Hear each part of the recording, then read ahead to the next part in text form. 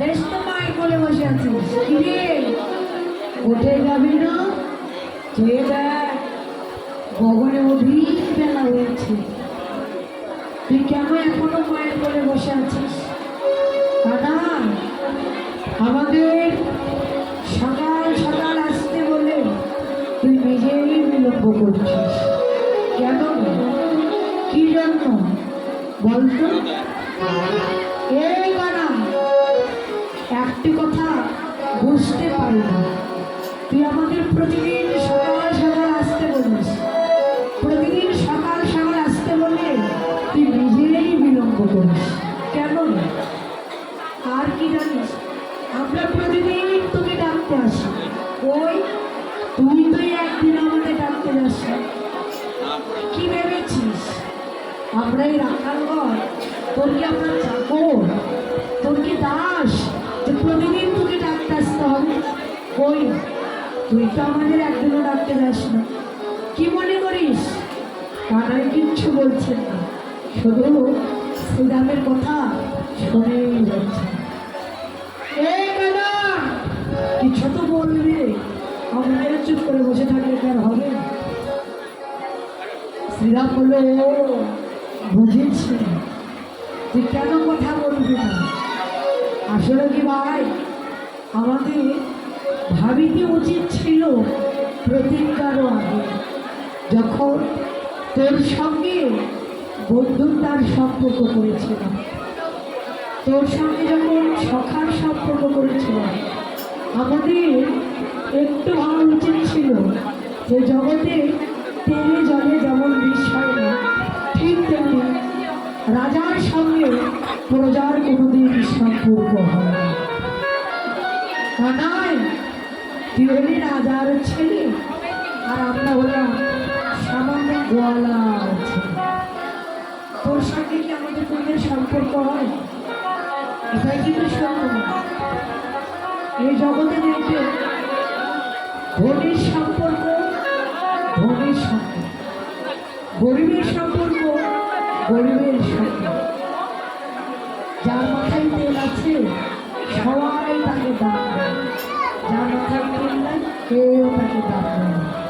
এই তো প্রকৃতি ভালোবাসা, এটাই তো প্রকৃতি মানুষের স্বভাব, তাই না?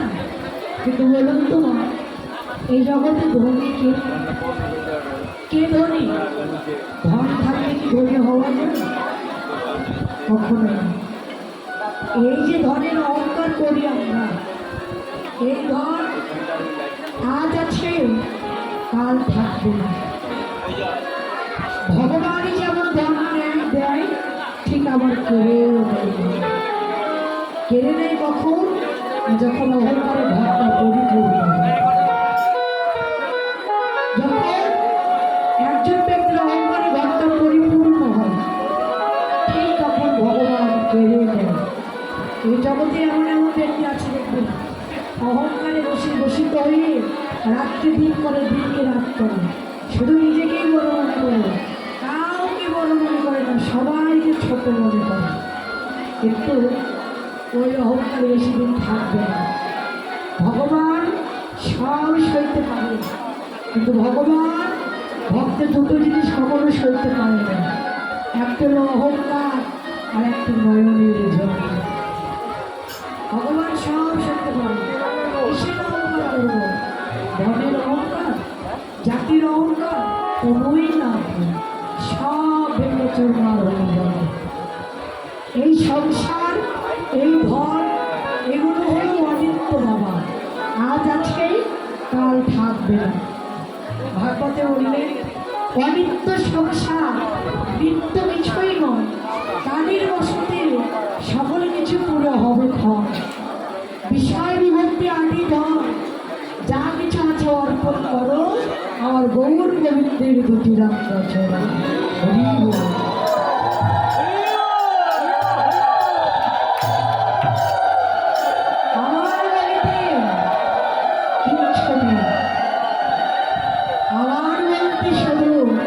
আচ্ছা, অহংকার যা কিছু সব কিছু ভগবানের দেয়, আমার বলতে শুধু অহংকার।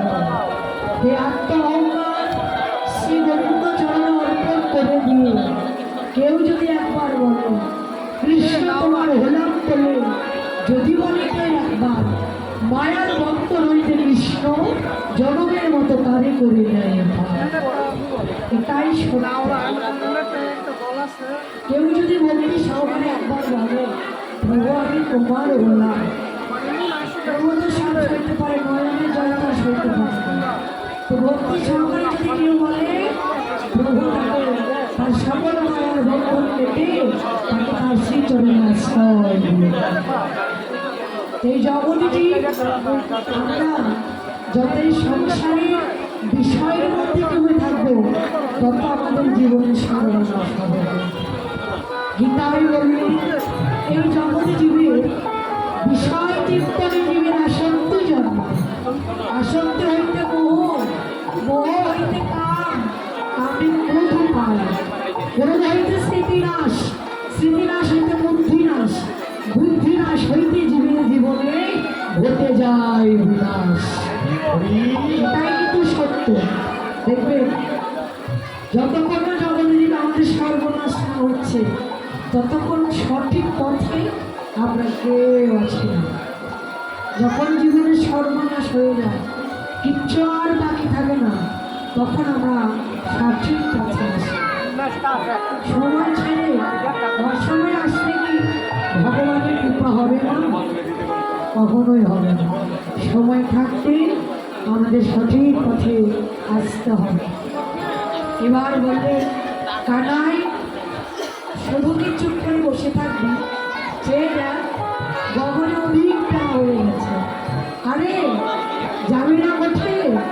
এ কানাই তুমি রইলা ভাবে